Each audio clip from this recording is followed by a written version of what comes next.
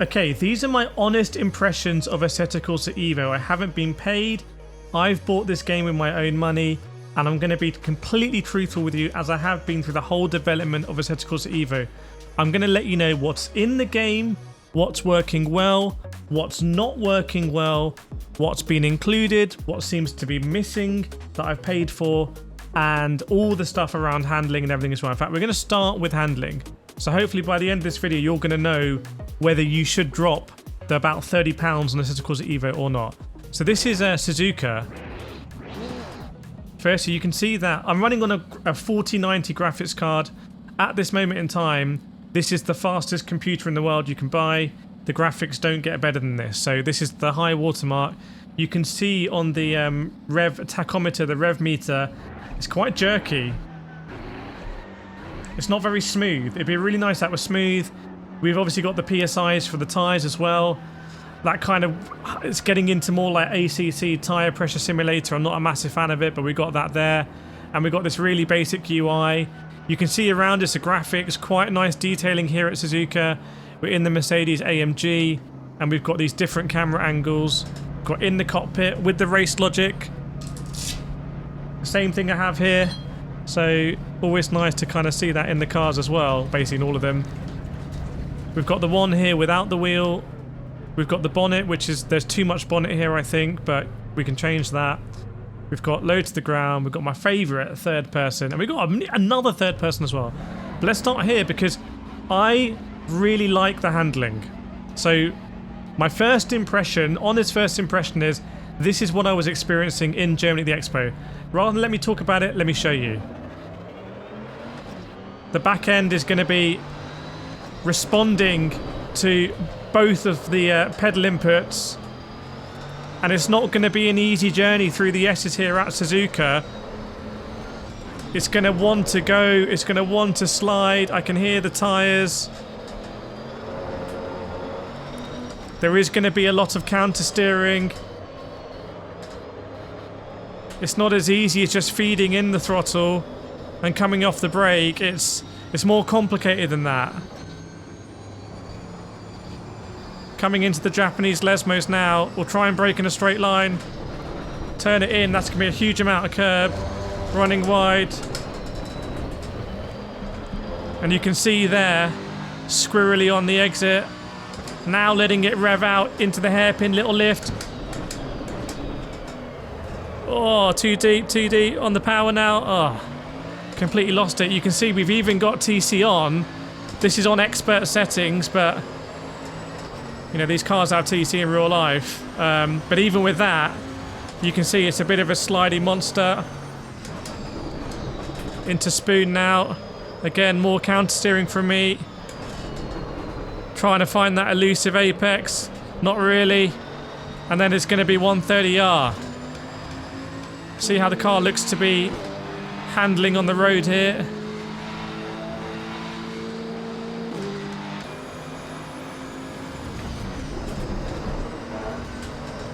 Oh, a little bit too much.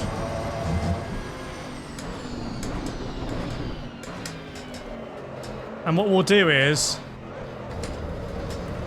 I mean, this very slidey, look at this. I mean, you really feel, oh my God, you really feel like the car is able to move laterally on the top of the tarmac.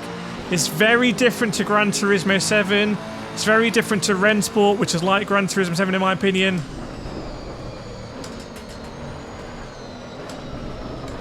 Way too much, way too much.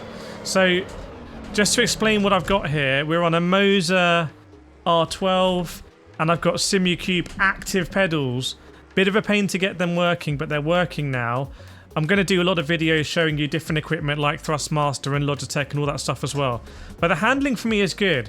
That's what I expect in a rear-wheel drive car. And given that Assetto Corsa really is a hot lapping game in essence, I think, unmodded, we'll get onto that. I think it's going to be a really fun hot lapping game. Like, I'm going to have a lot of fun in this car at this track, trying to get faster and minimize mistakes. However, this ain't 2013 anymore. We expect more from our games. So I'm going to show you now some things that, if you're a subscriber of this channel, I might be repeating stuff here because you will know. But I think a lot of people, maybe our newer viewers, who are not yet subscribed, but you are now because you're pressing it right now. You won't know. But there's no open world here. Like, there's no option here for open world. Like, there's nowhere. I'll show you what tracks you have in single player. You've basically got 5 tracks, but they've split Suzuka out into different ones, a bit cheeky, and Brands Indian GP. So you've got Brands Hatch, Imola, Laguna Seca, Bathurst, and then Suzuka. No open world, no Nürburgring. I hope that isn't a shock. No way to mod this game. If you look at the Steam files, you're not going to be able to slot in like cars and tracks. They've designed this to not be modding friendly, basically, and they're going to permit the mods. The special events, I don't think are working because it's offline at the moment, and also because it's offline, the license not working. Now, I'm not offline. Like, I'm very much online. I was downloading this game at like a gigabit a second. It was insane, but the servers have crashed and they've had to update the game because originally I think these cars, well, the first time these cars were not available, basically all of these. I think they might be locked behind progression. I think the idea was you would start on some starter cars like the Abarth and stuff like that, and then you would unlock these cars through the driving academy. But because this is essentially, it feels like it's almost like an online only game. It's not strictly online only because it thinks we're offline at the moment and it still works. But the driving academy doesn't work. So you can't progress. Do we even have the 20 cars? I'm not sure we do. Let's see. 1, 2, 3, 4, 5, 6, 7, 8, 9, 10, 11, 12, 13, 14, 15, 16. So I paid for 20 cars, but I can't access 20. But here's the thing, and you'll know if you're subscribed to this channel, because I've been very hard on the Assetto Corsa EVO. I've been very truthful, very honest, and very hard. This is an early access game. It's not going to be right for everyone. It's not like it was with the original Assetto Corsa where you could get away with this. It is, in some cases, I would say, unacceptable. Well, I want to be really clear about this. The way this game has been marketed, often not by Assetto Corsa but by other outlets, has been irresponsible. People have been watching that content and reading the articles and think this game has open world. It doesn't. They think it has multiplayer. It doesn't. It is a very stripped down early access game that interests me personally because I like to hot lap and I'm a content creator. But if I didn't like to hot lap and I wasn't a content creator, there is not much point me being in this game. I'm going to have more fun on iRacing. I'm going to have more fun on GT. Like, this is a stripped down thing where I'm happy to give my £30, which I paid out of my own pocket, and give it to the developer and say, look, I hope you can improve this game. And as the additions come, if they do come, there's no guarantee I should get them as a goodwill because I paid it at the beginning. We can look here. The gallery isn't working, which is annoying because I wanted to take some nice photographs, so you can't really do that at the moment. The replay functionality is very, very, very basic. The academy doesn't work. We've got the driver thing there. The controls are pretty good though. Like, the fundamental here in the controller, see right now connected, I've got a keyboard and mouse. I've got an Asher Racing Artura connected somewhere or behind me. Still, I've got the Moser, I've got the SimuCube pedals, and I had an Xbox controller as well, and it all kind of works. And it's all kind of like here. There's not very good calibration, by the way. If we go to my Moser R16 and properties, there's no real calibration.